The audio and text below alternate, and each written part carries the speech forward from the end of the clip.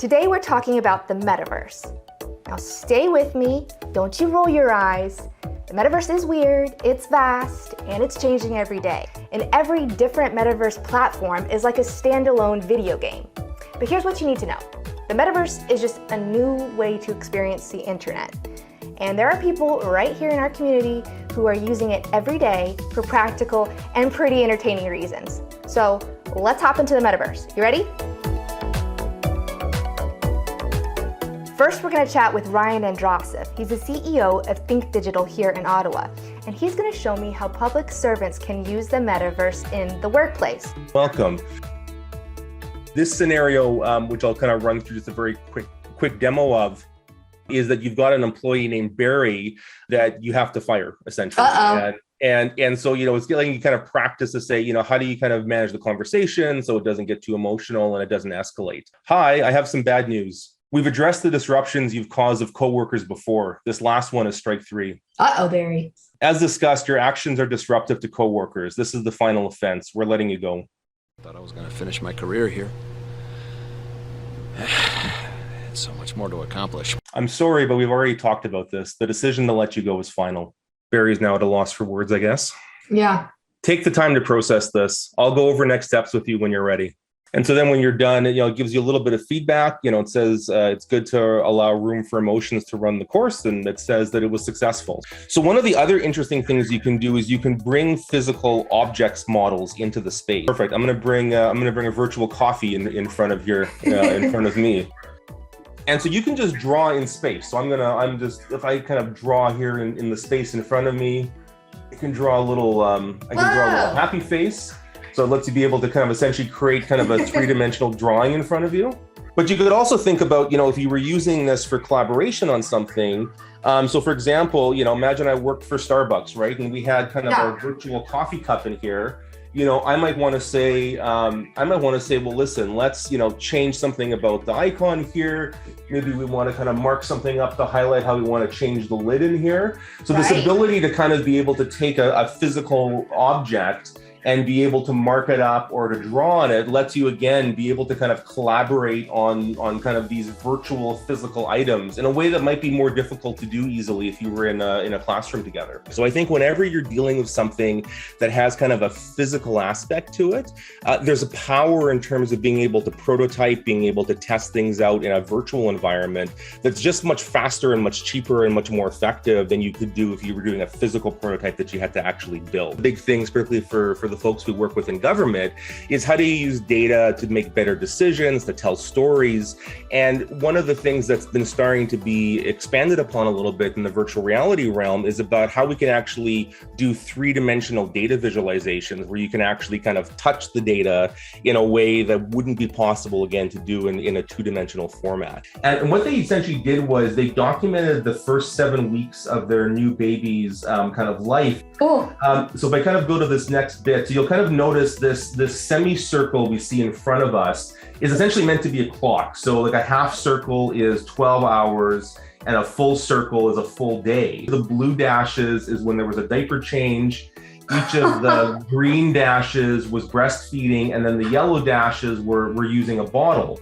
And so you actually, if you kind of fly into this, we can actually kind of fly right into the data and be able to kind of really see in this, immersive way, this tracking they've done of kind of their baby's rhythms and patterns on feedings and diaper changes. They did this in part to kind of build some empathy for, parents who are caring with the newborn. We're not quite at the stage of the Minority Report style technology yet, but it's moving in that direction, right? And you can certainly imagine where this technology is going to go in the next, 5 to 10 years, where really that kind of notion of having, a computer and a desk that you sit at, that you work at, is going to probably disappear in the way that we traditionally think about it, right? And this idea of having kind of virtual screens in front of you, no matter where you are, that lets you be able to combine and manipulate information and data in really kind of novel ways. I think that's where a lot of this is going from kind of a workplace standpoint.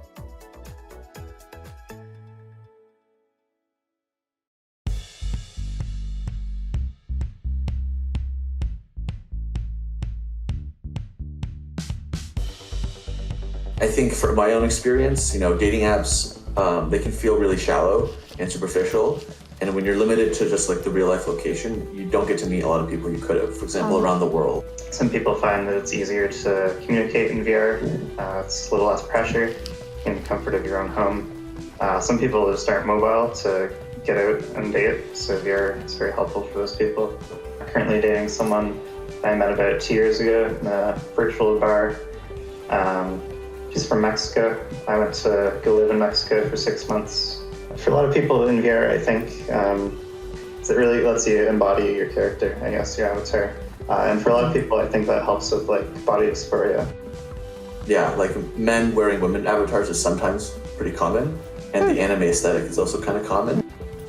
You know, I have friends who are like gay and they're in like rural or closed off areas, and this is a way for them to like freely come out of the closet and meet their community, right? In like this safe space, if they can in real life. So I think it's like a great place for that. Are these other spaces that you can go on first dates? Do you see? Oh, this yeah. is my view, first person.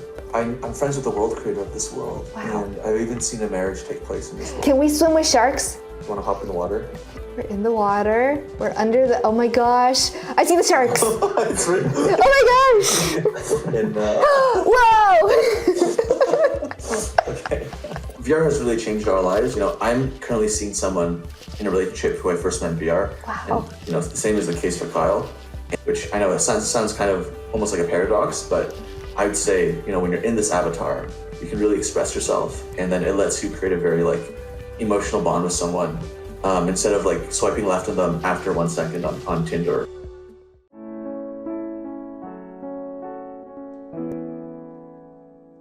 زملوني زملوا طفي بردي يا بحور زملوني زملوا على صدري حملوا يكفي وحي. From the need we felt of like, where can we meet people, where can we be with our friends and connecting with each other and still have access to culture.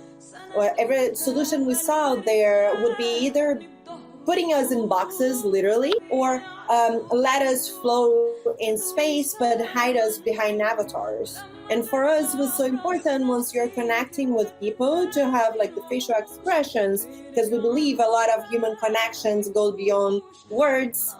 Right now, sitting on sort of like the part of the stage. So we'd be here, I'd be interacting with you, and then I'd say, okay, show's about to start.